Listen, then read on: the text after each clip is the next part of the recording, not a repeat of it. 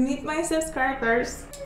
So this is what she has learned. And also it's just so interesting that while replying on what lessons she has learned, all lessons were psychologically related. Hey, hello guys and Polish fans, subscribers. So I'm going to talk today about Iga Świątek or Iga Świątek, not exactly sure how to pronounce her name. And I have this very annoying noise because my neighbors are doing this house renovation, apartment renovation and stuff.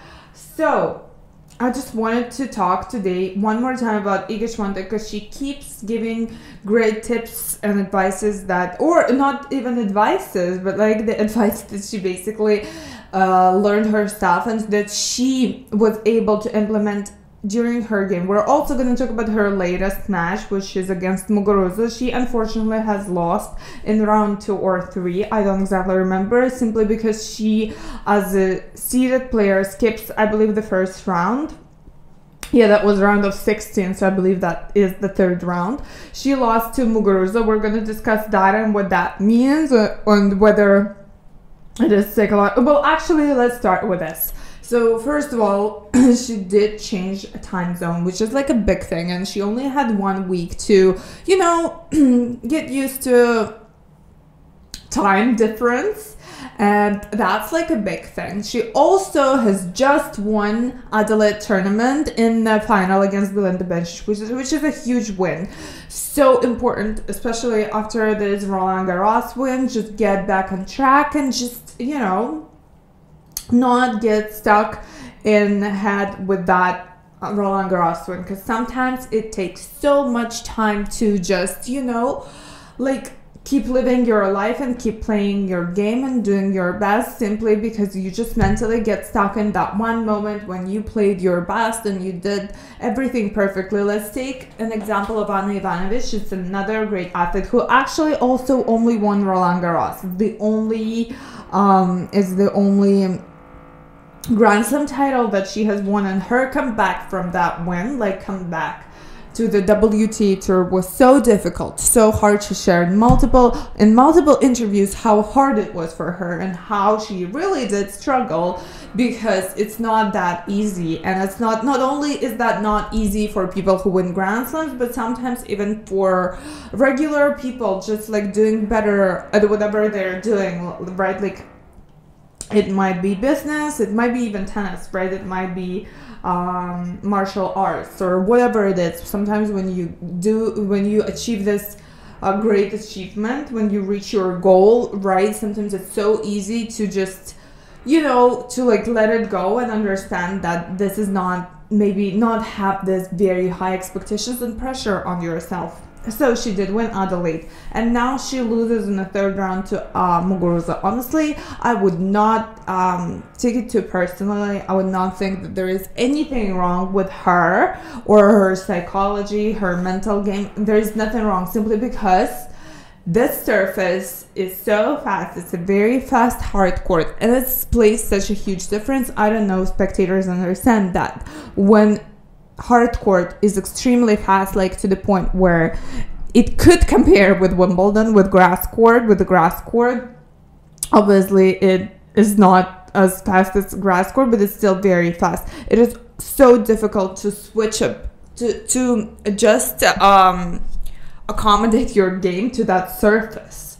You know what I'm saying? And especially Muguruza, she loves this very fast surface, and she has this really big shots, really big shots, so it's very difficult to play against her. And the score was 6-0, 6-4, which is pretty easy, right? She was leading in the 2nd set. I mean, Świątek was leading in the 2nd set, but that was still a pretty quote-unquote devastating loss. But I really would not take it too personally or overthink it, or it's just this one thing in tennis that it's not like you can't control it, but you can't be 100% for every single tournament.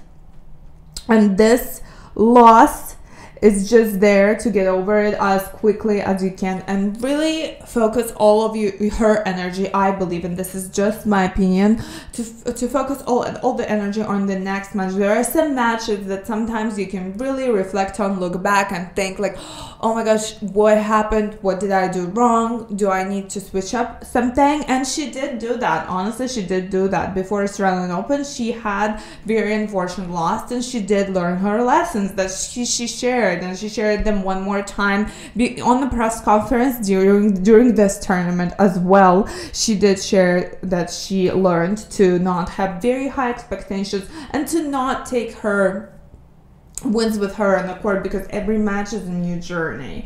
And what happened in the past happened in the past, and what is happening right now is a completely different thing. You are a completely different person. People change all the time, especially in sports, right? Everything depends kind of on everything, right? The way you woke up, whether you slept well last night, whether I don't know, you feel in your best shape, and it's totally okay to not feel like 100% all the time the way she did during the Roland Garros tournament. Like, right, it's gonna be probably very rare that she's gonna feel that way during the entire tournament. There are gonna be some matches where she or I or whatever you are doing, right? Like, let's even take this YouTube thing. It's not gonna be like every video that I make is gonna be as good as my best video, let's say, right?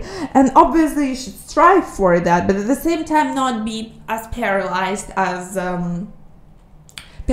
to the point where you are not making videos at all, simply because you don't feel like it's good enough, if you know what I'm saying. And sometimes in a sports world, let's take tennis, where you have to play tournaments like back to back, and sometimes maybe you have even a week off, and sometimes you don't have a week off.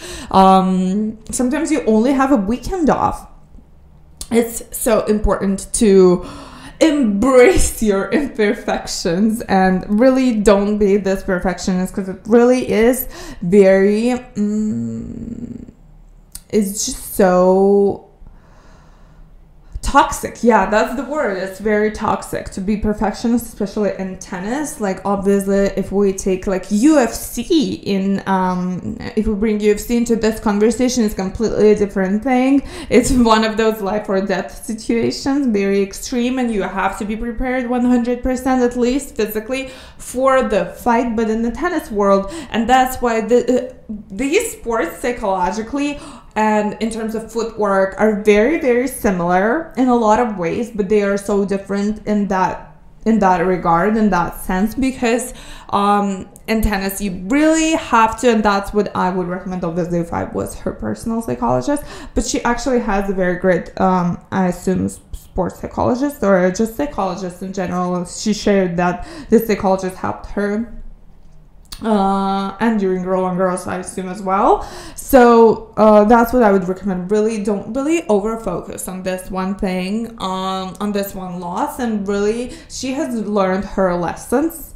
It seems like she shares them. It's not like she's actively sharing them, but when people ask, she shares them generously, which is so important and so helpful to not only especially for me, let's put it that way, especially for me, because not only can I talk through like some theories, right, through some, I don't know, like Eckhart Tolle self-help books, right, which is a great book on like staying present and being present in a moment and really not get too attached to your wins or whatever, right? But really take this person who is a great athlete.